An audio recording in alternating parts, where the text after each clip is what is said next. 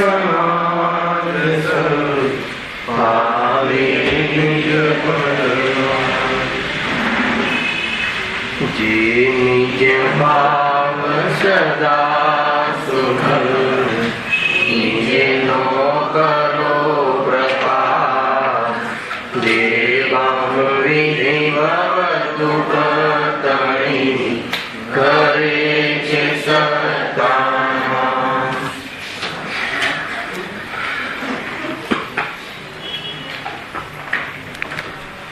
આ શ્રી મોક્ષ માર્ગ પ્રકાશક ગ્રંથ છે. ત્રીજા અધિકાર ઉપર આપણે સ્વાધ્યાય ચાલી રહ્યો છે. Page number 52. અંતમાં એક વાત આવી કે દર્શન મોહની કર્મના ઉદયમાં જીવને મિથ્યા દર્શન થાય છે અને મિથ્યા દર્શનમાં જીવ પરપદાર્થોને પોતાના માને છે, અર્થાત વસ્તુનું જેવું સ્વરૂપ નથી એવું માને છે, જેવું છે એવું માનતું નથી અને એને લઈને એ જીવ દુઃખી થાય છે. કેમ કે વસ્તુ એના ઈચ્છાને આધીન પરિણમિત થતી નથી એટલે જીવ દુઃખી થાય છે. કુલ મળીને અંતમાં એ કહ્યું કે મિથ્યા દર્શન સર્વ દુઃખોનું મૂળ કારણ છે એવું લખ્યું. સર્વ દુઃખોનું મૂળ કારણ એકમાત્ર મિથ્યા દર્શન છે. સર્વ દુઃખોનું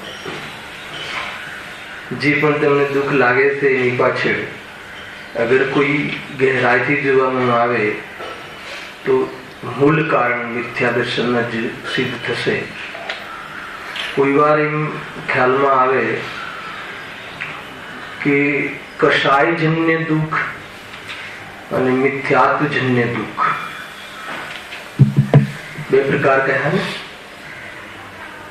તો કષાયજન્ય દુઃખ તો આપણને પકડમાં આવે છે. સામાન્ય એક લોજિક ક્રોધ થતો હોય, કોઈ અંદર માયાચારી ચાલતી હોય,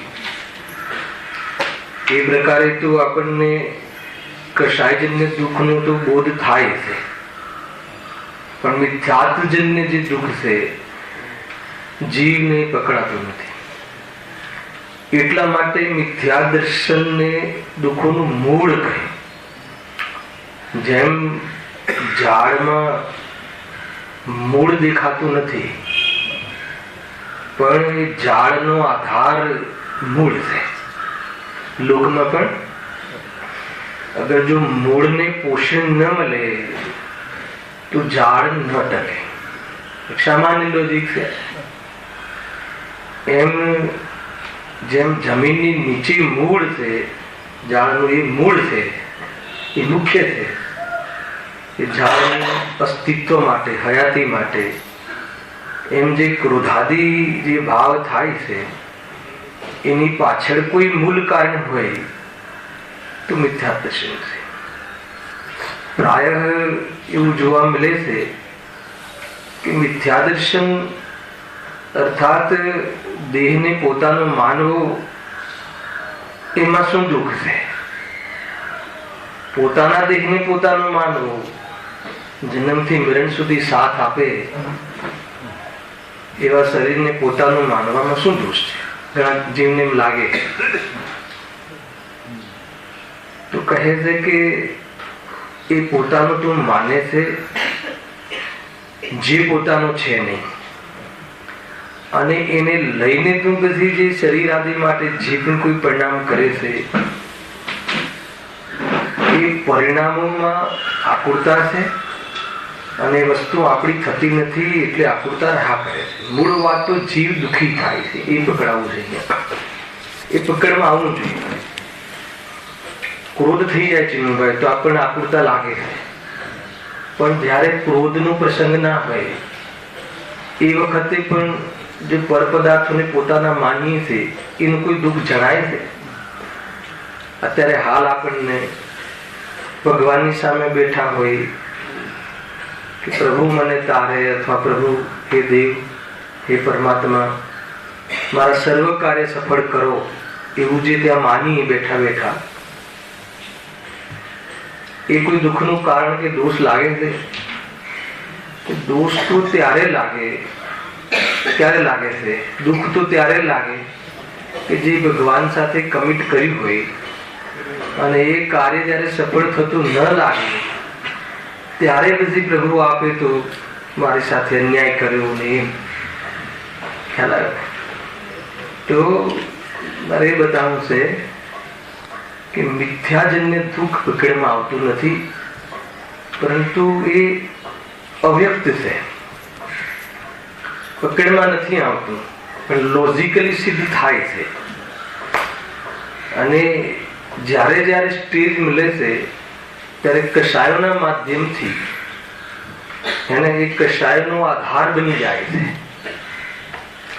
કુલ મળીને આપણે એમ લઈ શકીએ કે મિથ્યાત્વના કારણે કશાયો થાય છે અને કશાયોના કારણે દુઃખ થાય છે.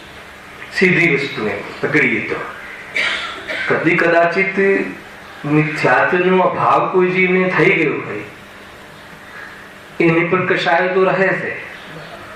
તો એમાં આચાર્ય ઉદાહરણ આપ્યું કે જેમ કોઈ ઝાડમાં નીચે મૂળ એને કાપી નાખવામાં આવે અર્થાત જડમૂળથી ઝાડને ઉખેડી નાખવામાં આવે તો કેટલોક કાળ એના પાન આદિ હર્યા ભર્યા રહે છે. આવા ઉદાહરણ આપે છે આચાર્ય. બને છે કે કોઈ ઝાડ હોય જડમૂળથી ઉખેડી નાખીએ તો કેટલો કાળ 20 દિવસ 25 દિવસ 10 દિવસ જેવી એટલા દિવસ એના પાન આદિ હર્યા ભર્યા દેખાય છે. પરંતુ મૂળ ઉખેડી નાખ્યું હોવાના કારણે એ જે બહારમાં જે હર્યા ભર્યા રૂપ વ્યવસ્થા છે એ હવે થોડાક કાળની છે, પરંતુ એમાં વધારો કે એમાં ઓર ફેલાવો જોવા મળતો નથી. મિથ્યાદર્શનના ભાવમાં પણ સંસ્કારવશ થોડો કાળ કશાયો દેખાય છે, પરંતુ એ ગલિત થતી મળતી કશાયો છે.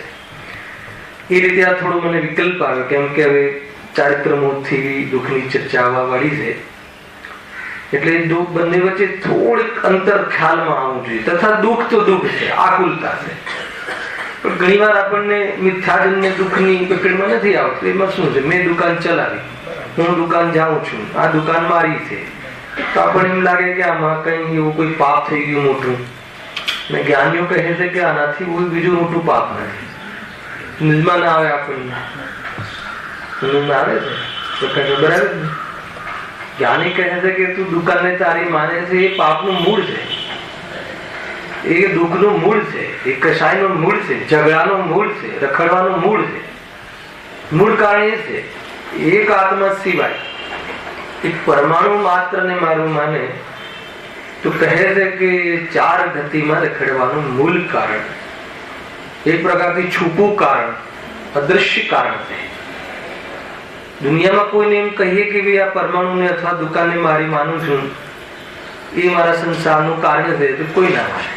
હા, દુકાનમાં વેપારમાં કોઈ આડું અવડું કરીએ છીએ, ખોટું કરીએ છીએ, એને કોઈ પાપ કહે, પ્રત્યક્ષમાં પાપ ખ્યાલમાં આવે, એને લઈને ભય આદિ રહે, નિરંતર આતુરતા વર્તાય, તો એ તો આપણને ખ્યાલમાં આવે છે. પરંતુ એ બધું કોના કારણે? તો કે આ દુકાનથી મને લાભ થાય છે, એનાથી હું સુખી થઈશ, અથવા આ દુકાન મારી છે, એનું અપનત્વ, એના કારણે આ બધું તને બહારમાં ઉપાય ઉપયોગ રહે છે, તારો ઉપયોગ એ પ્રમાણે રંજાયમાન થાય છે અને વાસ્તવમાં એ દુઃખી થાય છે. એવી સામાન્ય ચર્ચાઓ આપણે આ પકડના અંતર્ગત કરી. ગયા વ્યાખ્યાનમાં થોડા પ્રશ્નો હતા, એનું સમાધાન આપણે કર્યું હતું. એના પછી જો વિદ્યાર્થી વિષય છોડ્યો હતો, પેજ નંબર 53 પર આવો, એનું સેકન્ડ પેરેગ્રાફ. આગળમાં આ બધી વાત થઈ ચૂકી કે ભાઈ દર્શન મોહમાં કેવી રીતે જીવ દુઃખી થાય છે. પછી એક જોરદાર વાત અહીંયા ખુલે છે, કદાચ થોડુંક વાંચ્યું પડતું 2-3 લીટી ફરીથી લઈ લઈએ છીએ આપણે, કે કોઈ જીવને એમ ખ્યાલમાં આવે, અંદરમાં ક્યારેક તો એવું વર્તાય વગર સાંભળેલી કે આ બધાને હું મારા માનું છું, ખરેખર એ જ દુઃખનું કારણ લાગે છે. અથવા અહીં લખ્યું છે કે તત્વ નિશ્ચય કરવાનો એમનો વિચાર જાગે. ન જાગે એમ નહીં, એમ નથી કેતો જૈનીને પણ અજૈનીને પણ ક્યારેક એને એમ લાગે કે નહીં કોઈ માર્ગ બીજો છે, તો અહીંયા લખ્યું પણ એક શરત મૂકી. કોને? સંઘની પંચેન્દ્રિય જીવને. અહીંયા એવું નથી લખ્યું કે જૈનને, એવું નથી. કોઈ જૈનમાં જન્મ્યો હોય એને એમ નથી લખ્યું. સંઘની પંચેન્દ્રિય જીવને સામાન્ય કથન કર્યું. ઘણા લોકોને અજૈનોને પણ આવું થતું હોય છે, જે જૈન સંપ્રદાયથી બિલોંગ ના કરતા હોય એને પણ આવો કોઈ વેળા વિચાર આવે કે આ કોઈનું કંઈ થયું છે, દુનિયા કેવી સ્વાર્થી છે. એ રીતે કોઈ એને કોઈ શાસ્ત્ર સાંભળ્યા હોય અને આવે એમ નહીં. એવી કેટલીય ઘટનાઓ એના જીવનમાં બનતી હોય છે કે એને ક્યાંક એને ક્લિક થાય છે કે નહીં આ વસ્તુ કંઈ જુદી છે, આપણે જેને આપણું માનીને બેઠા છીએ અને એ વાતમાં કોઈ દમ નથી. તો કોઈક વાર એને શું થાય છે, વળી સંગી પંચેન્દ્રિય જીવને કોઈ વેળા તત્વ નિશ્ચય કરવાનો ઉપાય વિચારે. અહીંયા સુધી ઉપાય વિચારે, તત્વ વિચાર કરવાનો ભાવ આવે ખરો. અથવા તો એને સાદી રીતે વાત કરો તો કે એને પણ કોઈ ધર્મ કરવાનો ભાવ જાગે કે ધર્મ તો કરવો જોઈએ, ધર્મમાં શું છે.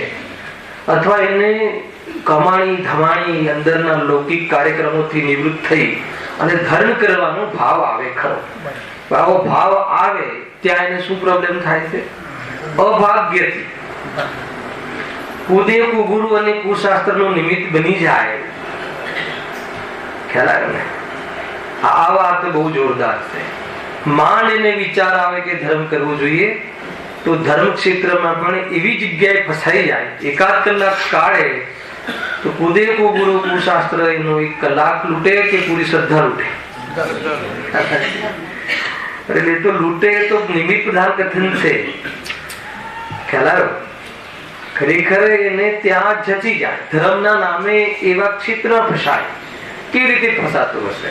જો એમાં એવું છે કે કુદેવ કુગુરુ કુશાસ્ત્ર નો અર્થ લાસ્ટ ટાઈમ કર્યો હતો કે જે વિતરાગી નથી એમ લેવું, કોઈ દુષ્ટ એમ નહીં, વિતરાગી નથી અર્થાત વિતરાગ માર્ગના ગાઈડ નથી, સાચા માર્ગના જે બતાવનાર નથી, સાચા સુખમાં નિમિત્ત બનવા વાળા જે નથી એવા દેવ, એવા ગુરુ, એવા શાસ્ત્ર એમ લેવું આપણા માટે એટલું અપેક્ષિત છે.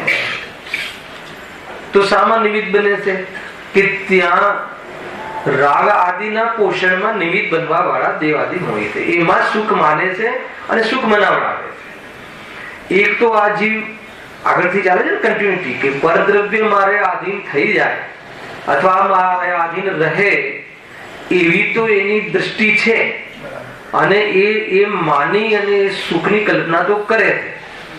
અને માંડ એને ધર્મ ક્ષેત્રમાં જવાનો વિચાર માત્ર આવ્યો તો એને એવા દેવ ભટકાઈ જાય છે અભાગ્યથી, એવા મતલબ કે મિત્રો ભટકાઈ જાય છે, એવા સાધર્મી ભટકાઈ જાય છે, એને એવા ગાઈડન્સ ભટકાઈ જાય છે કે તું આ વીટી લઈ જા.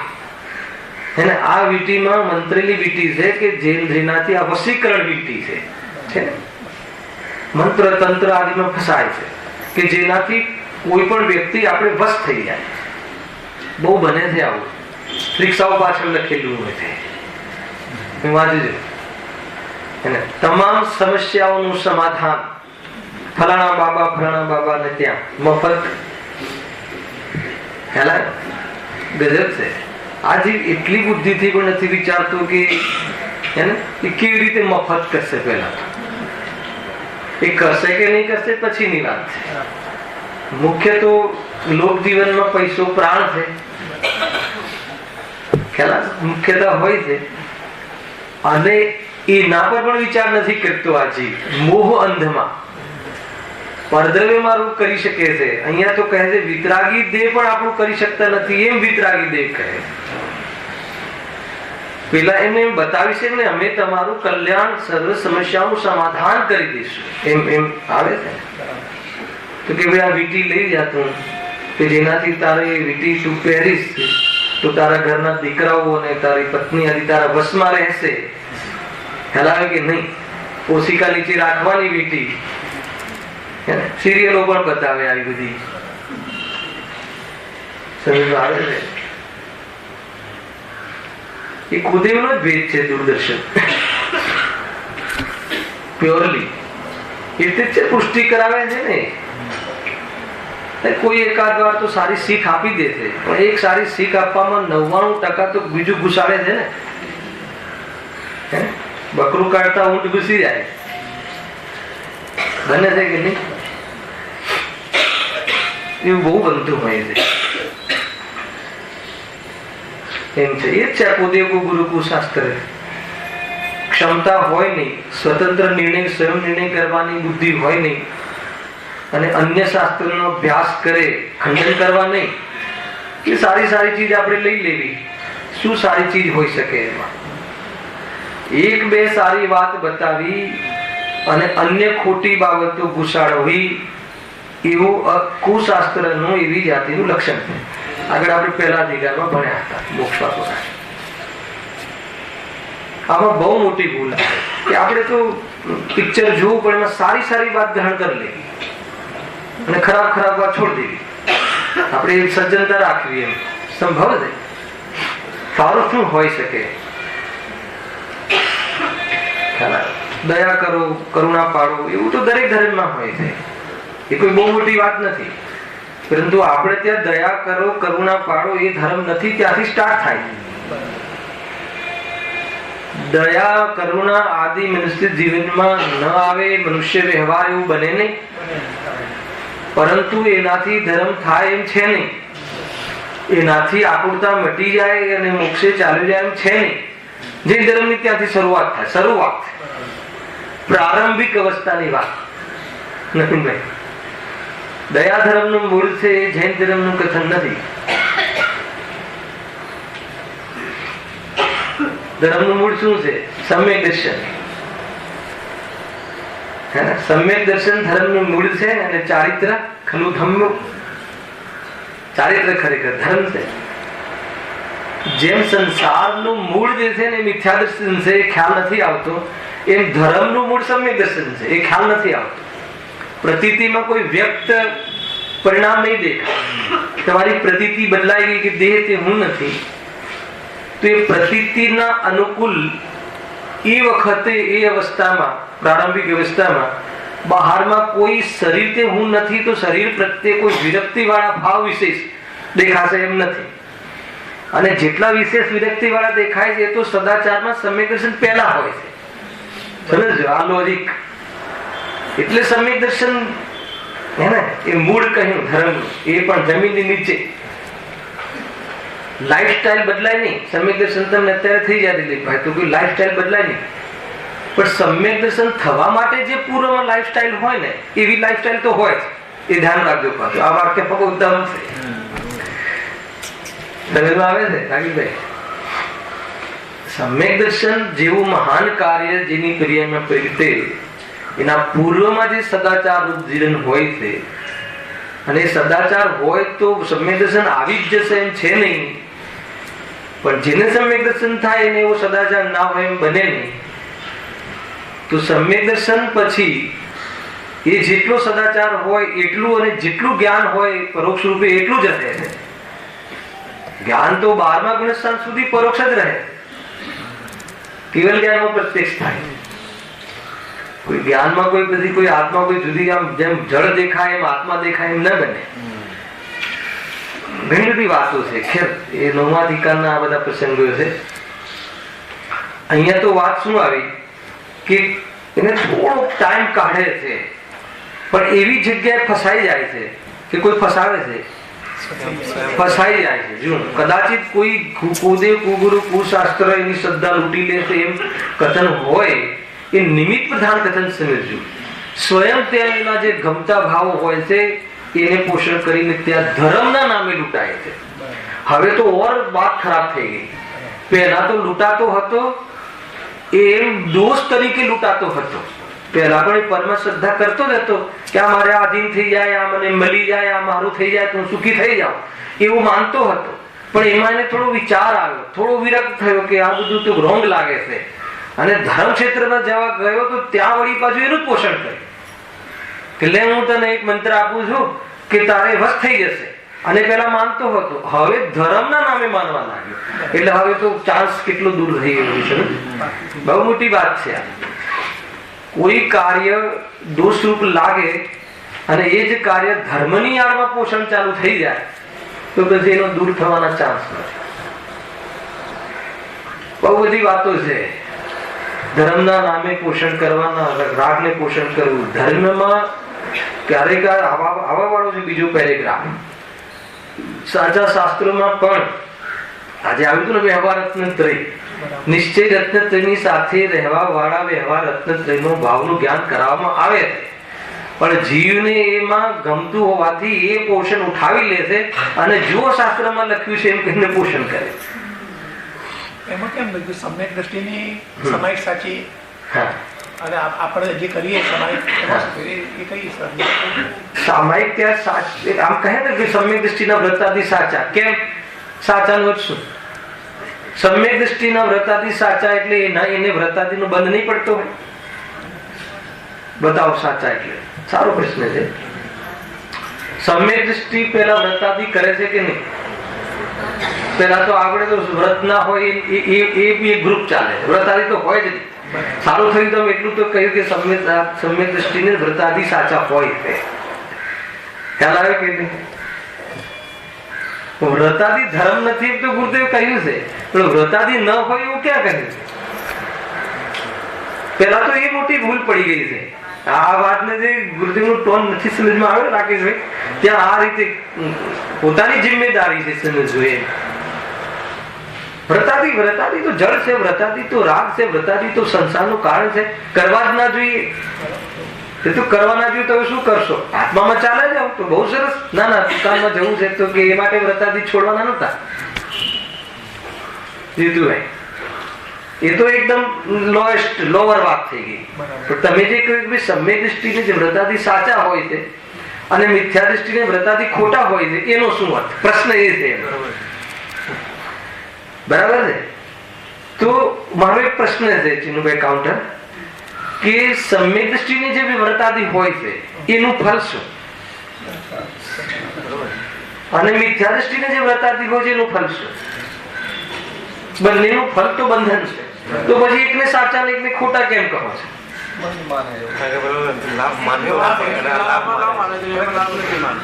ખ્યાલ આવે કે નહીં?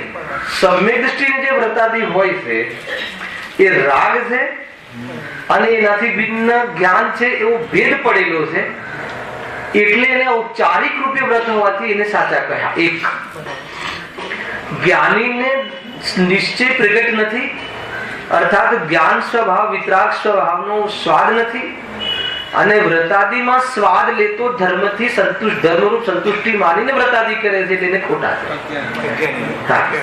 વ્રતાદિ એને અજ્ઞાની શું માને છે? વ્રતાદિને ધર્મ માને છે, અથવા એને નિશ્ચયની ખબર નથી, સ્વાદ નથી, વિતરાગતા, એટલે એને ધર્મ માને છે, એમાં સંતુષ્ટ થઈ જાય. એટલે રાગ અને જ્ઞાનનું ભેદ વિજ્ઞાન ન હોવાના કારણે વ્રતાદિ સંબંધિત દ્રષ્ટિ ખોટી છે. એમ હજુ એક પોઈન્ટ છે.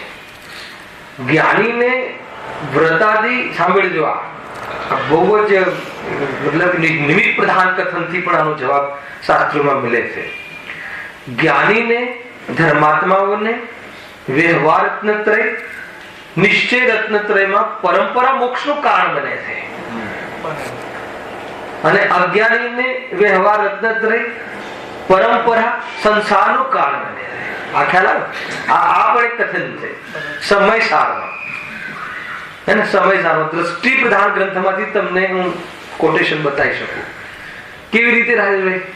કેમ કે એમને જે વ્રતાદિ હોય છે એ એને આત્મ સ્વરૂપ આત્મામાં જવામાં નિમિત્ત બને છે, અને અજ્ઞાનીને જે વ્રતાદિ માન આદિ કશાયના પોષણમાં નિમિત્ત બને છે.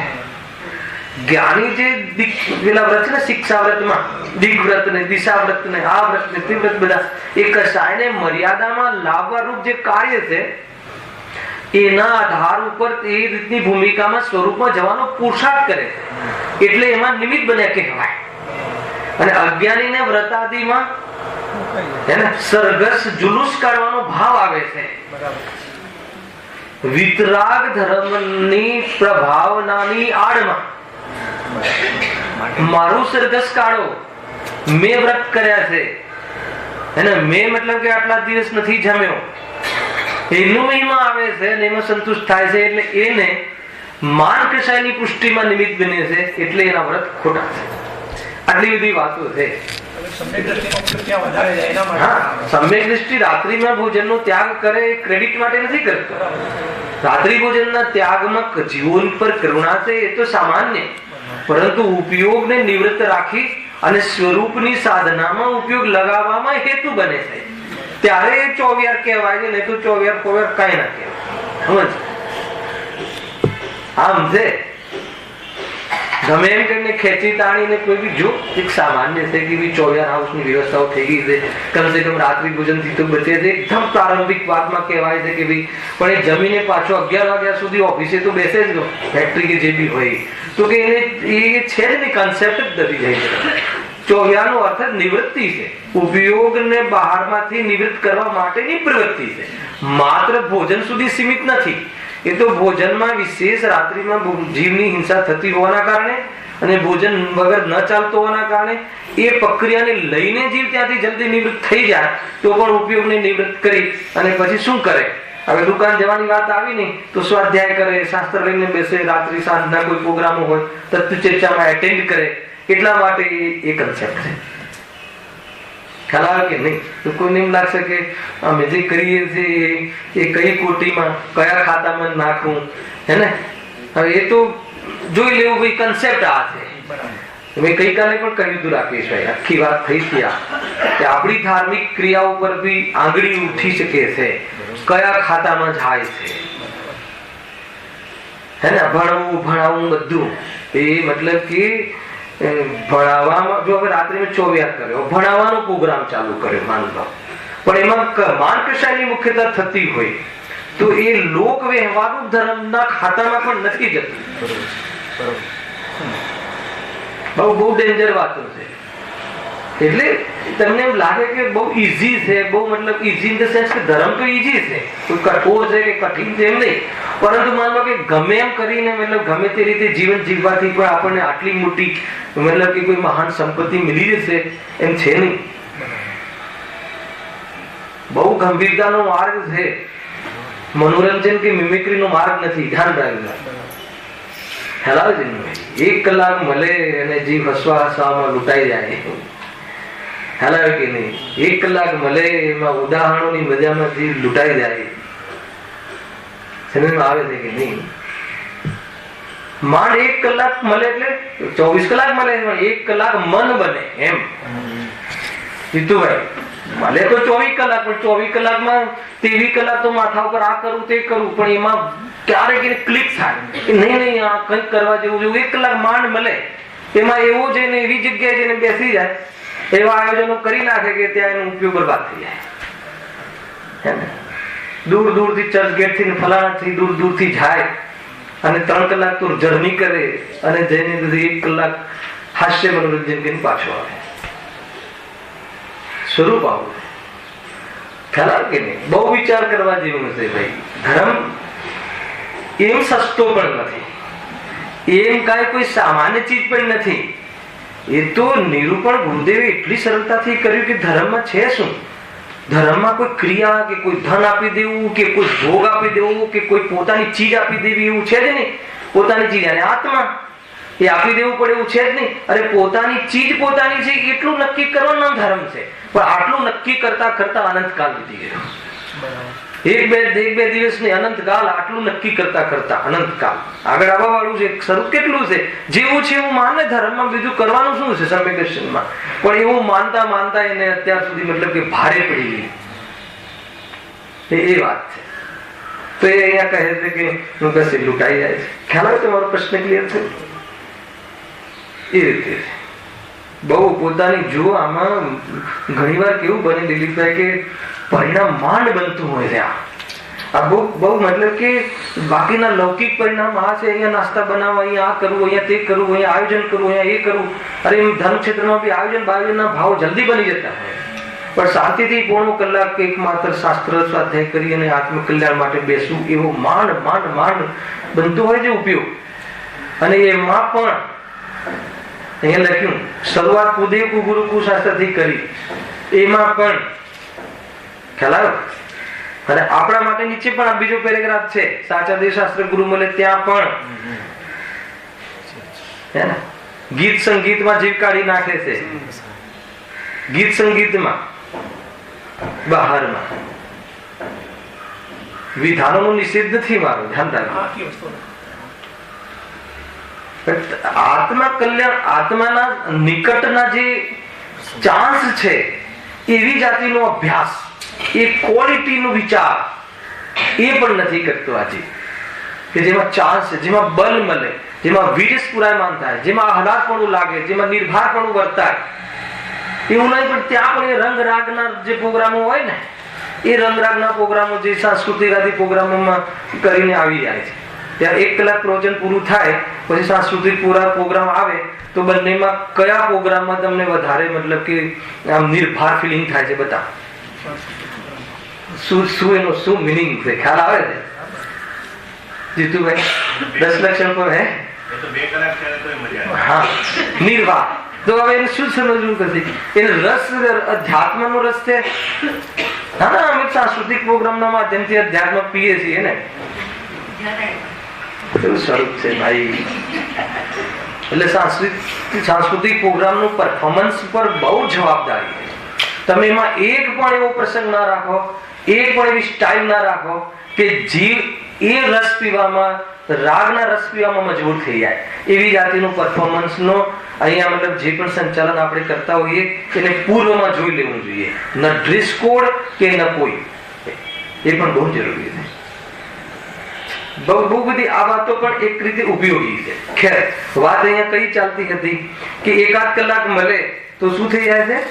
કુદેવ કુગુરુ અને કુશાસ્ત્રનું નિમિત્ત બની જાય. નિમિત્ત બની જાય એટલે શું? એમાં એને એવા લોકો ભટકાઈ જાય અથવા એને એવો ત્યાં રસ પડી જાય કે ઉપરથી અતત્વ શ્રદ્ધાન પુષ્ટ થઈ જાય. અતત્વ શ્રદ્ધાન આવે ને, મિથ્યા દર્શનનું લક્ષણ શું છે? અતત્વ શ્રદ્ધા. એ લીધું હતું પેલા, અતત્વ શ્રદ્ધા. મિથ્યા દર્શનની તો અનેક એંગલથી આપણે વ્યાખ્યાઓ કરી ચૂક્યા છીએ. આ જ અધિકારમાં પણ કરી ચૂક્યા છીએ. પેલું દેહ મળે છે અને આત્મા હોય છે અને રાગાદિ કરે છે, ત્રણેયને એક માને છે. એના પહેલા અતત્વ શ્રદ્ધા, એના પહેલા આગળમાં આવેલું કે આત્મા અમૂર્તિક પ્રદેશોનો પુંજ છે અને આ શરીર તો ઉદ્ગલ પ્રદેશોનો પિંડ છે. એમાં ભેદ ન રાખવો, એમાં વિવેક ન રહેવો, ઘણી રીતે એમાં એ પ્રમાણેની ચર્ચા ત્યાં આવે છે. જો અતત્વ શ્રદ્ધા, તત્વ તેમય, તે પણ તેમાં જે ભાવ, તત્વ એટલે ભાવ, જે વસ્તુમાં જેનો જે ભાવ નથી, હે ને, તો એ ભાવ નથી એટલે એને મિથ્યા ભાવ, એનું શ્રદ્ધાન કરવું. શ્રદ્ધાન કરવું એટલે શું? માનવું. સુખનું શરીરમાં માનવું, આત્માને ઘોરો માનવો. ઘોરા નામનું તત્વ શરીરમાં છે પણ આત્મામાં માનવું એ નામો છે નહીં, તો પણ એનું માનવું. બસ એમાં માનવામાં શું પ્રોબ્લેમ છે કે એમ માનવામાં કે એ તને ઉપલબ્ધિ નહીં થાય. ઉપલબ્ધિ નહીં થાય એટલે નિરંતર તને એમાં ઠેસ પહોંચશે ને દુઃખી થઈશ. એ રીતે જો હવે જો આગળ બહુ સરસ વાત છે. તે તો જાણે કે એનાથી મારું ભલું થશે. શું વાત કરી? શું કામ જાય છે? આપણે કોઈ બી જગ્યાએ ધર્મ શીખવા જતા હોઈએ તો આ વાત લાગુ પડે કે ના, એનાથી મારું ભલું થશે. આ જે બતાવે છે એનાથી મારું ભલું થશે, એ માનીને જ આપણે ત્યાં ટકીએ. નહીં તો ભારી આપણને લાભ ન થતો હોય. એને કોઈ પથ્થર લાલ લીલો મંત્રીને આપે ચીનુભાઈ તમને, તો તમે એ શું કામ લો? એનાથી મારું ભલું થશે એમ માની. એ માન્યા વગર ત્યાં કોઈ બી જગ્યાએ લોકમાં જે જગ્યાએ ઉભા રહ્યા હોઈએ આપણે ત્યાં આ લોજિક લાગુ પડે છે. લાભ ન લાગતો હોય અને કોઈ એમ જ બેસે એમ બને નહીં. હવે એ લાભ છે કે નહીં, એ લાભ છે કે અલાભ છે એનો વિવેક નથી, એ વાત જુદી છે. પરંતુ માને છે લાભ. બરાબર છે?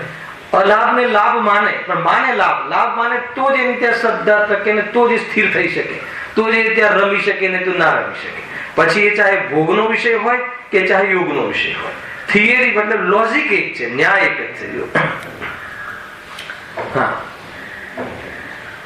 તે તો જાણે કે એનાથી મારું ભલું થશે, પરંતુ એ એવો ઉપાય કરે, કોણ? કુદેવ ગુરુ શાસ્ત્ર, જેથી આ અચેત બની જાય.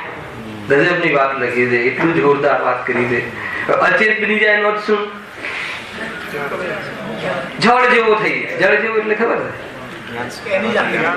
મતલબ કે એને સ્વપરનો વિવેક ખોઈ દે. પેલા તો ભાવથી જોઈએ તો મતલબ કે જળ જેવો છે. કોઈને જળ જેવો ક્યારે કહો? બુદ્ધિ વગરનો, સમજણ નથી પડતી, પોતાનું પરાયું ખબર જ નથી પડતી, જળ જેવો છે એમ કહીએ કે ના? ત્યાં એનું જે પોતાનું પરાયું હોય દુનિયાને આપી આવે છે, પડોશમાં બધું આપી દે છે, ખબર નથી પડતી કે પોતાનું કોણ પરાયું કોણ, ત્યાં એ ચાલતું હોય. પણ એમ શું કહીએ? મૂર્ખ છે, અચેત બની જાય. અચેત એટલે કે જેને બુદ્ધિ નથી, બુદ્ધિ જ્ઞાનનો ભેદ છે ને, બુદ્ધિ વગરનો બની જાય છે. 5 ઇન્દ્રના ભોગોમાં જળોની જેમ ચોટે છે, સુખ મળે છે એમ ભાષિત કરી. એ સિવાય એક બીજું પણ આમાં ઇન્ડિકેશન છે કે અચેત બની જાય, જેથી જેના કારણે જીવ એવી જગ્યાએ જતો રહે. ક્યાં જતો રહે? એકેન્દ્રથી લઈને અસંગની પંચેન્દ્ર સુધી સાગરો પર્યંત રહે. આનું ફલ કુદેવ કુગુરુ કુશાસ્ત્રના નિમિત્તથી હે ને, મતલબ કે એના નિમિત્તથી અતત્વ શ્રદ્ધાની પુષ્ટિ, એ તો નિમિત્તની મુખ્યતા કરી છે ભાઈ. પણ કુદેવ ગુરુ શાસ્ત્ર હોય કે ના હોય, તમે અહીંયા હોય તો બી અતત્વનું શ્રદ્ધાન કરો તો બી એનું ફળ શું છે? અચેત. પણ અહીંયા એટલું છે કે અહીંયા સાચા દેવ શાસ્ત્ર ગુરુ અતત્વના શ્રદ્ધાનમાં નિમિત્ત બનતા નથી, અર્થાત તો એવી નિરૂપણ કરતા નથી. છતાં કોઈ જીવને આદત પડી ગઈ હોય તો પછી ત્યાં પણ એવું જ કામ કરે, ત્યાં પણ ખોટા અર્થ કાઢે, ખોટી અપેક્ષાઓ બતાવે, અને ખોટી અપેક્ષાઓ બતાવીને એનું પોષણ કરે, તો પછી એનું તો શું ઉપાય? ખ્યાલ આવે છે કે નહીં? ઘણી વાર જીવને આ રીતે થતું હોય છે, પોતાની રીતે અપેક્ષાઓ કાઢે શાસ્ત્રમાંથી અને પછી એનું પોષણ કરે, તો એનામાં દોષ થાય છે. જો એનાથી મારું ભલું થશે, પરંતુ એ એવા ઉપાય કરે કે જેથી આ અચેત બની જાય. અચેત બની જાય એટલે ખ્યાલ આવી ગયો? વસ્તુ સ્વરૂપ વિચારવાનો ઉદ્યમી થાય. ગજબ છે. છતાં વિપરીત વિચારમાં દ્રઢ થઈ જાય. શું કહે? વસ્તુ સ્વરૂપનો વિચાર કરવાનો તો ઉદ્યમી થાય અને આત્મા સમજવામાં પણ તૈયાર થાય. પણ આત્માના નામે પણ અનેક જગ્યાએ જે ધતિંગ ચાલે છે, અનેક જગ્યાએ આત્માના નામે, તો એવી જગ્યાએ આ ભરાઈ જાય અને શું કરે છે? જો દ્રઢ થઈ જાય છે, વસ્તુ સ્વરૂપ વિચારવાનો ઉદ્યમી થાય, છતાં વિપરીત વિચારમાં દ્રઢ થઈ જાય છે, અને તેથી વિષય કષાયની વાસના વધવાથી વધારે દુઃખી થાય. વિષય કષાયની વાસના જ વધે ને. એ કહે કે ભાઈ તું આ લઈ જા, તું આમ કર, તું આ મંત્રને જાપ કર તો તારું વશમાં રહેશે ને આ થશે ને તારી ચીજો થઈ જશે, આ બધી તારા આદરમાં રહેશે ને તારા આધીન રહેશે. તો આ પ્રમાણે અમે જે ચાલ બતાવીએ છીએ એ પ્રમાણે તું મંત્ર તંત્ર, તું અહીંયા દાન ખોટું દાન, ખોટી વિદ્યા બધું શીખવાડે. તો એનાથી વિષય કષાય, અહીંયા લખ્યું વિષય કષાયની વાસના વધવાથી વધારે દુઃખી થાય છે. બહુ દુઃખી થઈ જાય છે વિષય કષાય વિષય એટલે મતલબ એક પ્રકારથી લેવાનું દેવાનું થઈ ગયું. એમ ગયો તો લેવા અને દેવાનું પડી ગયું. એમ ખ્યાલ આવે ને? એ રીતે છે. એમ છે ચોબેજી બંને ગए थे छब्बे दुबे बन के आ गए. એવી કથા, એવી ઉદાહરણો છે લૌકિક. ચતુર બનવા ગયો તો મૂર્ખ બનીને આવી ગયો. હોશિયારી બતાવવા ગયો તો હલાવ્યો કે ને મૂર્ખ બનીને રહી ગયો. મતલબ એ ધર્મ કરવા ગયો હતો, એને દુઃખ મટાડવા ગયો હતો, તો દુઃખના કારણો ઓર વિશેષ લઈને આવી ગયો. તમે જોજો કેવી દશા થાય છે, કેટલું ચાલે છે દુનિયામાં, હે ને? હાથ હડાવવાથી મતલબ કે કેન્સર મટી જાય ને આ ને કરોડો રૂપિયાના બેંક બેલેન્સો જાય છે, કરોડો રૂપિયાના. ગજબ છે. લોકો મૂર્ખ બને છે.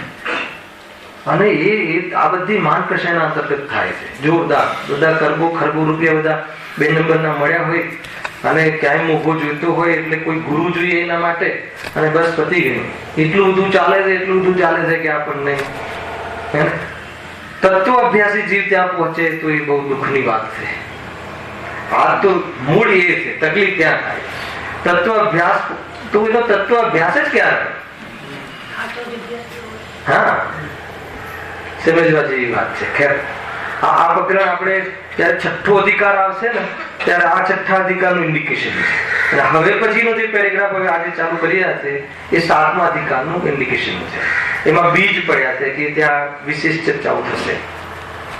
કદાચિત એના આપણો નંબર આવે. હેલા સુદેવ સુગુરુ સુશાસ્ત્રનું નિમિત્ત પણ બની જાય. નિમિત્ત બની જાય એટલે એમના શરણમાં પણ પહોંચી જાય. નિમિત્ત બની જાય એટલે એમના શરણમાં પણ પહોંચી જાય એટલે તો ખરું. નહીં તો નિમિત્તનો બી આરોપ ના આવે. શાસ્ત્ર વાંચે એમ કેવું છે. જીન ધર્મ ધરાવે, જીન નામ ધરાવે, જૈન ધર્મના નામે પણ હવે એમ ટૂંકમાં શું કહે છે ત્યાં તેમના નિશ્ચય ઉપદેશની તો શ્રદ્ધા કરતો નથી, પણ માત્ર વ્યવહાર શ્રદ્ધા વડે તે અતત્વ શ્રદ્ધાળુ જ રહે. અહીંયા પણ એ જ કામ કર્યું. અતત્વ શ્રદ્ધાનું પોષણ કરી, અતત્વનું પોષણ કરી. એ આજની જે અહીંયા ચાલતી હતી ને ગાથા એ આમાં વ્યવહાર રત્નત્રય અને નિશ્ચય શું કહે છે? વ્યવહાર શ્રદ્ધા વડે તે અતત્વ શ્રદ્ધાન જ રહે. આ કઈ ગાથામાંથી કાઢી હશે? કઈ ગાથા ખબર છે? 11મી ગાથા. 11મી ગાથાનો ભાવાત્મા છે ને શું જે વાક્ય બોલ્યું રાખે યાદ આવે? પ્રાણીઓને વ્યવહારનો પક્ષ તો અનાદિનું છે. એ વાત મતલબ લખ્યું છે પ્રાણીઓને વ્યવહારનો પક્ષ, વ્યવહારનો પક્ષ. એક લીટી વાંચજો. મેં એવી રીતે બી આનું નિરૂપણ સાંભળ્યું છે કે જો વ્યવહાર બંધરૂકાર કહ્યું અને વ્યવહારને મિથ્યાત્વ કહ્યું ને, વ્યવહાર મિથ્યાત્વ નથી. વ્યવહારનો પક્ષ મિથ્યાત્વ. વ્યવહાર આશ્રવ તત્વ છે, વ્યવહાર સ્વભાવ છે, ધર્મનો વ્યવહાર. પરંતુ એ મિથ્યાત્વ રૂપી આશ્રવ નથી. એનો પક્ષ થઈ ગયો તો એ આશ્રવ એ મિથ્યાત્વ થઈ ગયું. એ રીતે છે. તો પ્રાણીઓને વ્યવહારનો પક્ષ તો અનાદિનો છે અને બહુધા પ્રાણીઓ વ્યવહારનો જ ઉપદેશ કરે છે એકબીજાને. સાંભળી જવા. અને શાસ્ત્રોમાં પણ નિશ્ચયનું અવલંબન માનીને વ્યવહારના કથન ઘણા કર્યા. આ એક લીટી છે અંદર વાંચજો. પરંતુ વ્યવહારનું ફળ તો બંધન છે. આમાં શું સમજ્યું? આમાં શું કહ્યું? એમાં વ્યવહાર શું લેવો? આજે ભેદરૂપ વ્યવહાર લીધો. દર્શન જ્ઞાન ચારિત્રના ભેદરૂપ વ્યવહાર લીધો. ચારિત્રના ભેદરૂપ, છેદો સ્થાપના, એ બધા સામાયિક આદિ 3 પ્રકારના ભેદ છે ને, એ શુભ ભાવરૂપ.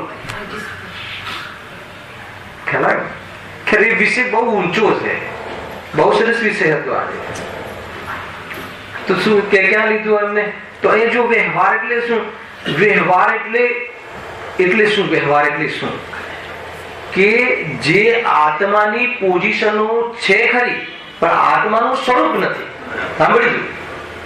એકેન્દ્રિય જીવ, બેન્દ્રિય જીવ, ત્રણેન્દ્રિય જીવ, સંઘ્રી પંચેન્દ્રિય જીવ. તો સંઘ્રી પંચેન્દ્રિય જીવ હોય ખરો? જીવ ને સંઘ્રી પંચેન્દ્રિય 5 ઇન્દ્રિયો હોય ખરી? તો પછી જીવ ને સંઘ્રી પંચેન્દ્રિય કેમ કહો છો? તો તમે કહેશો કે વ્યવહાર. તો સંઘ્રી પંચેન્દ્રિય વ્યવહાર છે? સંઘ્રી પંચેન્દ્રિય વ્યવહાર છે કે નિશ્ચય છે? બોલો.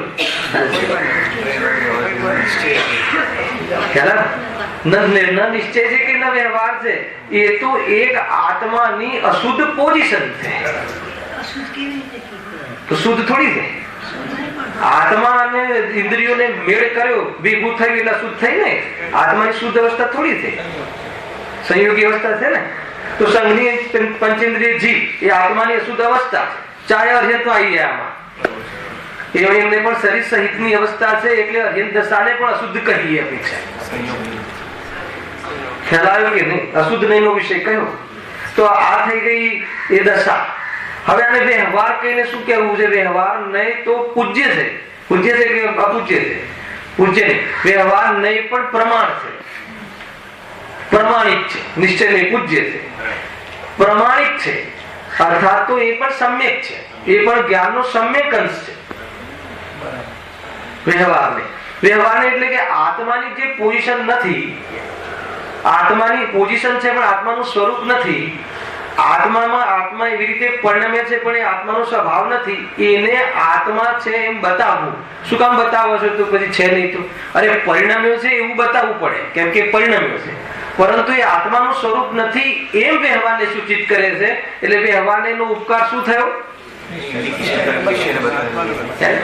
ચાર રસ્તા હોય, ચાર રસ્તા. આ એક રસ્તો આપણા ગામમાં જાય છે, બાકીના 3 રસ્તા આપણા ગામમાં જતા નથી. તો 3 રસ્તા આપણા ગામમાં જતા નથી એવું જ્ઞાન કરાવવું એ પણ સમ્યક જ્ઞાન છે કે નહીં? એ વ્યવહારનું કામ છે. અને આ રસ્તો આપણા ગામમાં જાય છે એ બતાવું નિશ્ચયનું કામ છે. અને પેલા 3 રસ્તા પર ન જવું, નથી જવું એનો વિકલ્પ નથી કરવાનો. એ 3 રસ્તાઓને ઘઉં કેવી રીતે કરવાના છે? આપણા રસ્તા પર જઈએ એટલે પેલા 3 રસ્તાઓ પર ન જવાનું થઈ ગયું. બસ આ છે આપણો ધર્મ છે. ખ્યાલ આવે કે નહીં? બહુ સાદી વાત આ રીતે જ છે દિલીપ. આટલું જ છે.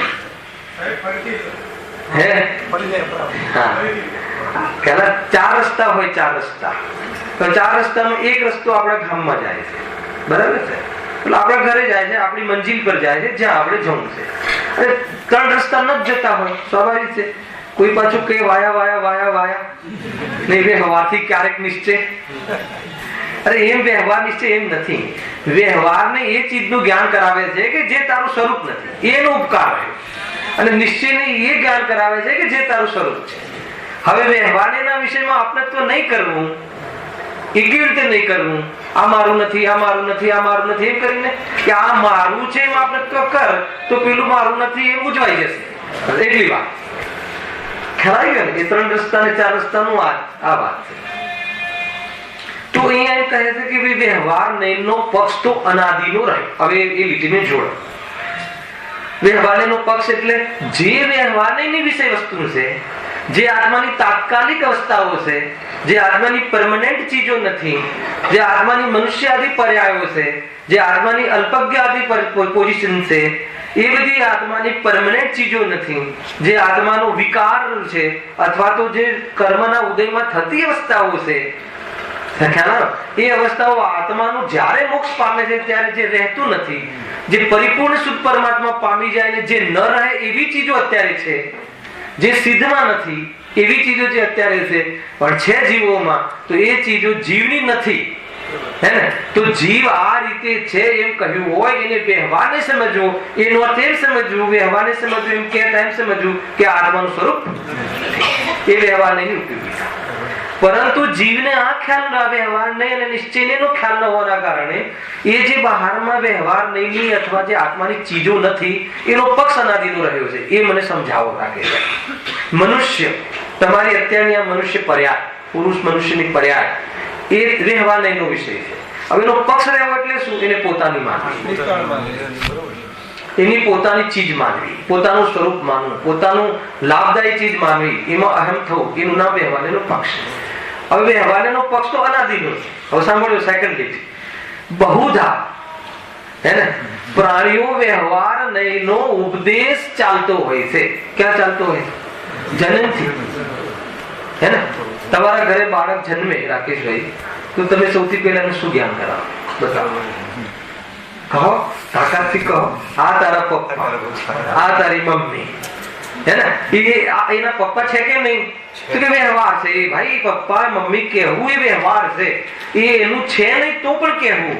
તો બસ શું કામ કહો છો? એ વ્યવહાર શું કામ કહો છો? વ્યવહાર એટલે કહીએ છીએ કે એનું નથી એમ માં. વ્યવહાર એનો વિષય આ છે. વ્યવહાર નહીં નિશ્ચયનું પ્રતિપાદન કરે છે એટલે એને અહીંયા સ્થાન મળ્યું. એ ચાલે છે ને. બીજું તમે શું શીખવાડો? અચ્છા, સંસારમાં જ્ઞાની હોય તો પણ વેપાર તો કરતો જ હોય છે ને. પણ એ વેપાર કરવાની પ્રક્રિયા અને વેપારના ભાવને શું માને છે? વ્યવહાર નહીંનો વિષય, આત્માનું લાભદાયી સ્વરૂપ નહીં. પણ આપણે શું કરીએ છીએ કે બીજો વેપાર કર, મંદિર તો સાંજે જઈ આવશે, ટાઈમ બચે તો જોતો આવજે ભગવાનનું મોઢું, પેલા આ શું છે આ, બરાબર છે કે ટાઈમ બચે તો જઈ આવજે, ભગવાન તો ધ્રુવ છે ત્યાં, એને મંદિરમાં એવી વ્યવસ્થા પણ કરી રાખીએ છે કે બહાર પેલું આટલું ખાનું ખુલ્લું રાખવામાં આવે તો કરી આવજે, બધી વ્યવસ્થા છે તારા માટે એ બધી. તો એમ છે ડેન્જર વાતો છે કે નહીં રાજભાઈ? તો કહે છે કે એ જીવને વ્યવહારનો બહુધા પ્રાણી એટલે મુખ્ય રૂપથી તો ભાઈ તું આ કમાય વગર તો એ જો શાસ્ત્રની વાત તું શાસ્ત્રમાં રહેવા દે, એ ત્યાં શોભે, ઘરમાં એ વાત નહીં કરવાની. આ વાક્ય તો હું લગભગ મહિનામાં એકવાર મને ક્યાંય ને ક્યાંય કાને પડી જાય. ખરેખર તેવું કોઈ પ્રસંગમાં જાઓ ને, મને કદાચિત આપણને જોઈને બી બોલતા હોય કે ભાઈ એ તો પંડિતોની કે ત્યાં શાસ્ત્રોની કે સ્ટેજ પર વાતો એ બધી ત્યાં શોભે, મંદિરની વાત મંદિરમાં શોભે, ઘરમાં ના શોભે. ખ્યાલ આવે કે નહીં? આવા સ્ટેટમેન્ટ હોય, ખ્યાલ આવે કે નહીં? મંદિરની વાત તો ફૂટપાથ પર પણ શોભે. હું તો એ રીતે કહું છું કે મંદિરની વાતનો પ્રયોગ ફૂટપાથ પર કરજો, મંદિરમાં નહીં. મંદિરમાં તો અહીંયા જય જિનેન્દ્ર ને બધા એક સાથે એક જાણે બધા વિતરાગીઓ રીતે બેસીએ છીએ, ક્યાં પ્રોબ્લેમ છે? હેલા, અને એટલી બી સભ્યતા ના હોય તો વાત પતી ગઈ પછી, એ પણ છે, ધ્યાન રાખજો જોડે. અહીંયા પણ એટલો સ્નેહ અને એ રીતનું, મતલબ વિતરાગી ઇન ધ સેન્સ કે કોઈ કશાયો ખેંચવાની લેવા દેવાની વાત અહીંયા સ્વાભાવિક એક સહજ પરિણામ બી એવું હોય છે અને એ સ્થાન નિમિત્ત બની જાય છે. પરંતુ અહીંયા જે શીખાય ફૂટપાથ પર ધક્કો લાગે કોઈનો અને ત્યાં ક્ષમાનો ભાવ મટવો જોઈએ, એનો પ્રયોગ હર જગ્યાએ થવો જોઈએ. ખ્યાલ આવે કે નહીં? કોઈ પ્રિય વ્યક્તિના નામે ધક્કો લાગે અને માફ કરી દેવું, હે ને, એનું નામ ક્ષમા નથી. તો કહે છે કે ભાઈ આ તો શું કરે, વ્યવહારનો પક્ષ તો અનાદિનો છે અને બહુધા પ્રાણીઓ વ્યવહારનો. હવે વાત એ છે કે વ્યવહાર વગર નિશ્ચયને સમજાવી શકાતું નથી. એક આત્મા કહીએ તો સમજમાં ન આવે તો એને ભેદ કરીને સમજાવવાનો વ્યવહાર ઉભો કરવો પડે છે. ખ્યાલ આવે કે નહીં? અર્થાત એને બહારની પર્યાયો અને આ પર્યાય તારું સ્વરૂપ નથી. આજે કહ્યું હતું ગુરુદેવ જયારે આવતો હતો ત્યારે કે પર્યાયથી સમજાવવું પડે છે. આ વાક્ય બોલ્યા. શું કરે, કેવી રીતે સમજાવે? વ્યવહારી જનને અનાર્યને અનાર્યની ભાષામાં સમજાવો. 8મી ગાથા મળે છે, બરાબર છે કે નહીં? તો કહે છે કે ભાઈ એ સમજાવવા માટેનો પ્રયોગ હતો. તો એ રીતે તો એના માટે અહીંયા કથન કર્યા છે. તો એ સમજીને શું કરવાનું હતું? તને એકેન્દ્રિય કહ્યો, તને બેન્દ્રિય કહ્યો, તને મનુષ્ય કહ્યો શાસ્ત્રમાં. તો એ મનુષ્ય કેમ કે તને એ પરિચય છે, એ પરિચય છે એનો પહેલા પરિચય કરાવે છે. અને પરિચય પછી તું જે રીતે પરિચય કરે છે એવો પરિચય નથી એમ વ્યવહારને કહે છે. વ્યવહારને કહે છે કે આ તારું મૂળ સ્વરૂપ નથી એમ કહીને બતાવે છે. અને જે વસ્તુને પ્રાપ્ત કરવી છે એને ભેદ કરીને સમજાવવામાં આવે છે. તો તું એને ભેદ કરીને અર્થાત તો એના વિકલ્પમાં સંતુષ્ટ થઈ જાય છે, પણ એવો હું છું એમાં ભેદ કરતો નથી, નિશ્ચયને નથી પહોંચતો. હવે એક બહુ ડેન્જર વાત છે કે ભાઈ કે નિશ્ચય નહીં ને લખ્યું છેલ્લે લીટીમાં કે એને નિશ્ચય નહીં પર તો આજ સુધી એને દ્રષ્ટિ જ કરી નથી. નિશ્ચય નહીં શું છે? કે એવું જ્ઞાનનો અંશ કે જે આત્માની એ પ્રોપર્ટી, આત્માનું એ સ્વરૂપ બતાવે કે જે પરમાનન્ટ છે, કે જેમાં અપનત્વ કરવા લાયક છે. તો કહે છે કે હવે ક્યાં અટકાય છે? મને ખબર છે કે નિશ્ચય નહીંના વિકલ્પમાં સંતુષ્ટ થઈ જાય છે. એ પણ વ્યવહાર નહીં થઈ ગયો. એ નિશ્ચયને વ્યવહારને કેવી રીતે માને છે ખબર છે? વ્યવહારને ખરાબ, નિશ્ચયની સારો. અને આચાર્ય કહે છે કે નિશ્ચય ને વ્યવહારને બંને સમ્યક જ્ઞાનના અંશ છે. અને મોક્ષમાર્ગ પ્રકાશકમાં કહે છે કે બંનેને તું ધારણ કરજે. તો કે બંનેને ધારણ કરજે એનો અર્થ એ કે વ્યવહારની વિષય વસ્તુથી બચજે અને નિશ્ચયની વિષય વસ્તુમાં તું અપનત કરજે. એનું નામ બંને નયોને ધારણ કરવા. આખું સ્વરૂપ આ છે. પરંતુ આ નિશ્ચયની વિષય વસ્તુ તો અને ઘણી જગ્યાએ તો નવીનભાઈ શરૂઆતમાં આપણે ત્યાં તો એમ ચાલતું કે નહીં, આ તો જો તું નિશ્ચયની વસ્તુ છોડ અને તું આ બધું જે એકાશન ને ઉપવાસ ને આદિ નહીં કરે, ખ્યાલ આવે કે નહીં, તો પાપી થઈ જઈશ. તો નિશ્ચયમાં હું આત્મામાં રાગ નથી ને આત્મામાં વ્રત નથી ને આત્મામાં તે નથી ને શુદ્ધાત્મામાં તે નથી, એ વાત આપણા ગજાની નથી એમ કહી અને વ્યવહારમાં જાય છે. ઘણા એંગલો છે આમાં, ખ્યાલ આવે કે નહીં? અને એક ઓર લોજિક જે તત્વના મતલબ કે આ પરિસરમાં તો આવી ગયું, પરંતુ એને કન્સેપ્ટ ખ્યાલ નથી. એ શું સમજે છે કે નિશ્ચયની વિષય વસ્તુની વિચાર કરવો એના વિકલ્પ આવવા એનું નામ ધર્મ, અને વ્રતાદિના વિકલ્પ આવે એનું નામ એ અધર્મ. તો કહે છે કે એ નિશ્ચયની વિષય વસ્તુનો વિકલ્પ એ પણ વ્યવહારનો વિષય છે, અને નિશ્ચયની વિષય વસ્તુના એકત્વ કરવું એ નિશ્ચયનો વિષય છે. એ નિશ્ચયને પ્રગટ કરવું છે. આપણે શું સમજીએ નિશ્ચયનો વિષયભૂત કોણ છે? વિષય ભગવાન આત્મા. ભગવાન આત્માની ચર્ચા કરવી એને શું કહેવાય? નિશ્ચયને વાળા. અને વ્રતની ચર્ચા કરે એને કોણ કહેવાય? વ્યવહારને વાળા. એમ નથી. આ રીતે ભેદ કર્યો ને. અને નિશ્ચયની વિષય વસ્તુની ચર્ચા કરવી એ પણ વ્યવહાર છે, અને નિશ્ચયની વિષય વસ્તુમાં અપનત્વ કરવું અને એમાં જ્યાં સુધી પૂર્ણતા ન થાય ત્યારે એની પર્યાયમાં ઉચિત વ્યવહાર રહેવો, એવા નિશ્ચયની વ્યવહારની જે સંધિ છે એ વાસ્તવમાં ધર્મની પર્યાય. પણ એમાં જે આ નિરૂપણમાં વ્યવહાર, જો ધર્મમાં ધર્મીની પર્યાયમાં પણ વ્યવહાર રહે છે ને, તો આપણે એ વ્યવહાર માત્ર કરવો. એક તો આ બીમારી ઘૂસી જાય છે, ઘણી બીમારીઓ છે. પછી નિશ્ચયમાં બીજું એક તો નિશ્ચયાભાસ પણ થઈ જાય છે. ખ્યાલ કે નહીં? એ તો બહુ મોટો રોગ છે. જો કે એક એવો માહોલ હતો ગુરુદેવના સમયમાં કે ભાઈ વ્યવહાર ક્રિયાઓમાં જીવ એટલા ઉલझેલા હતા, તો ગુરુદેવ એકવાર સ્ટેટમેન્ટ આપી, એકવાર એક પ્રવચનમાં સ્ટેટમેન્ટ આપી કે નિશ્ચયાભાસી કોઈ અત્યારે હોય તો બતાવી દો. એવું સ્ટેટમેન્ટ આપે. ખ્યાલ આવ્યું કેવું શું છે? એટલે વ્યવહાર નયના વિષયમાં જીવ એટલા ઉલझેલા છે, 1 લાખ 2 લાખ 5 લાખ આપી દઈને સંતુષ્ટ થઈ જવા વાળા, 2-5 વ્રત કરીને સંતુષ્ટ થઈ જવા વાળા જીવોની મતલબ જમાતની જમાત છે. એવો એક નિશ્ચયાભાસી તો બતાવો કે આમાં પાપ આમાં છે જ નહીં. એ વખતે એમને કહ્યું હતું, કેમ કે એ વખતે આપણો ટોટલ સમાજ નવીનભાઈ વ્યવહારોમાં એટલું જ આપણે હે ને ન માનવાની વાત નથી, ધર્મ માનવાની વાત હતી. અને એમાં સંતુષ્ટ થઈને આપણે આ વર્ષમાં બહુ ધર્મ કરી લીધો, એનો કોટા પૂરો થઈ ગયો. હવે નેક્સ્ટ યર એવી રીતનું જીવન હતું આપણું. એ વખતે બહુ હતું એમ. અત્યારે તો ઘણી ક્રાંતિ આવી ગઈ, વાતો પણ ચાલે છે ઘણી, મતલબ કે નિશ્ચય રહેવાની, છતાં પણ એમાં આત્માની વાતો અને નિશ્ચય અને વ્રતાદિની મતલબ કે એમાં ગ્રંથોમાં ભેદ કરી દીધા. સમયસાર વાંચે એ નિશ્ચયનો પક્ષ, એ નિશ્ચય વાળો.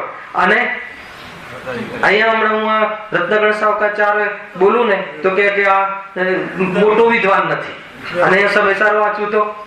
અને રત્નગણ સાવકાચાર કોને લખ્યું? આચાર્ય. સમયસાર કોને લખ્યું? આચાર્ય. બંનેમાં કયા આચાર્ય મોટા? બતાવ. ખ્યાલ આવે છે કે નહીં? એટલે જે અંદરની જે ગંદકી છે, અંદરની જે શોધ છે, અંદરની જે મતલબ વિતરાગીઓમાં ભેદ કરવાની છે, વિતરાગતા અને રાગમાં ભેદ કરતો નથી, અને વિતરાગીઓમાં ભેદ કરે. ખ્યાલ આવે કે નહીં? એટલે એને આત્મકલ્યાણ. ઘણી બધી વાતો છે ભાઈ જો. એટલે બહુ મતલબ કે નય જ્ઞાન છે એ છે, એની નિરૂપણ પદ્ધતિ છે, એ એના કન્સેપ્ટ છે. જ્યાં સુધી શું દ્રષ્ટિથી કહેવાય છે આ વિષય અહીંયા છે કે નહીં, આ વસ્તુ અહીંયા વાત છે કે નહીં, કઈ ખબર ના હોય તો એ અહીંયા હું તમને ગેરંટી છે સાહેબ કે જો નયનો વિશેષ જેટલો અપેક્ષિત છે એટલો થોડું ઘણું નય વ્યાકરણનું જ્ઞાન જોઈએ. જો એટલું પણ ના હોય તો અહીંયા હું કોઈ બી કથા કહી દઉં ને, અને બહુ શૈલીમાં કહી દઉં ને રાકેશભાઈ, તો વાહ વાહ થઈ જાય ગેરંટીથી. કઈ બહુ મોટી વાત નથી. હા, નિશ્ચયાભાસી સમય બી થઈ ગયો છે, કાલે પણ લઈ લઈશું થોડું. નિશ્ચયનો આભાસ થઈ જવો એટલે કે વર્તમાનમાં છે તો સ્વભાવરૂપ ભગવાન આત્મા, અને પર્યાયમાં તો ખોટ છે, પણ પર્યાયમાં પણ ભગવાન વર્તમાનમાં માની લેવો એ નામ નિશ્ચયાભાસ છે. ખ્યાલ આવે કે નહીં? જીવ માત્ર ભગવાન સ્વરૂપ છે, જીવ માત્ર, પરંતુ સ્વભાવથી ભગવાન છે. પણ વર્તમાન પર્યાયમાં પછી એને ભગવાન માની અને અદવા તદવા સ્વચ્છંદ પ્રવૃત્તિ પાપમાં જતું રહેવું, સ્વભાવ તરીકે ભગવાન માની અને પર્યાયમાં થતા ભાવોથી નિવૃત્ત થાય તો ધર્મ થઈ જશે. પરંતુ સ્વભાવથી ભગવાન છે એમ માનીને પર્યાયમાં પણ હાલ ભગવાન છું આટલી ખોટ હોવા છતાં એમ માની અને અદવા તદવા પોષણ કરવું, પાપ તો આત્મામાં છે જ નહીં, હે ને? પાપ તો આત્મામાં છે જ નહીં, રાગ તો આત્મામાં છે જ નહીં, અનાજ તો આત્મામાં છે જ નહીં. વાત સાચી કે ખોટી? બતાવો જલ્દી, 2 મિનિટ ઉપર જઈ રહી છે. વાત સત્ય છે કે નહીં? નિશ્ચયની વાત છે કે નહીં? અચ્છા, એ વાત સમજીને શું કરવાનું? એ વાત જયારે આપણે સમજ પડે તો શું રિએક્શન આવવું જોઈએ? એનું રિએક્શન એ આવવું જોઈએ કે અનાજ, એ રાગ, એના તરફથી વિરક્તિ થવી જોઈએ, અપેક્ષિત વિરક્તિ તો થવી જ જોઈએ. પણ એમ ન થતા જયારે આત્મામાં અનાજ છે જ નહીં તો પછી અપક્ષ પક્ષ નું શું કરવાનું? જે હોય ખાવ. તો એ નહીં, પછી એનું નામ કે આભાસ. આભાસમાં કેવી જાતિનું પોષણ થતું હોય છે? ખ્યાલ આવ્યો કે નહીં? ગજબની વાત છે. અરે અંદરથી આ વાત ખોલવામાં આવે ને તો અંદરમાં જે રાક્ષસ પેલું છે ને આપણે એ ખ્યાલમાં આવી જાય. ભોગોમાં નિજરા છે, હે ને? ભોગ ભાવ આત્મામાં છે જ ક્યાં? એમ કહીને તું ભોગની પુષ્ટિ કરે છે. શાસ્ત્રમાં ભોગની નિજરા કહી છે, શાસ્ત્રમાંથી ખોટા અટકાર્યા નહીં ને. અરે ભોગના કાળમાં પણ એમાં એને સુખ નથી પાસતું, એટલે અનંત સંસારના અભાવ નિજરા છે એને. એ જેટલી પ્રકૃતિનો ભાવ થઈ ગયો છે એને બંધાતી નથી, અને જેટલો ભોગનો ભાવ છે ને એટલો અલ્પ બંધ ચાલે છે. એમાં ઘણી બધી વાતો છે, કાલે વિશેષ ચર્ચા. સહેજાનંદ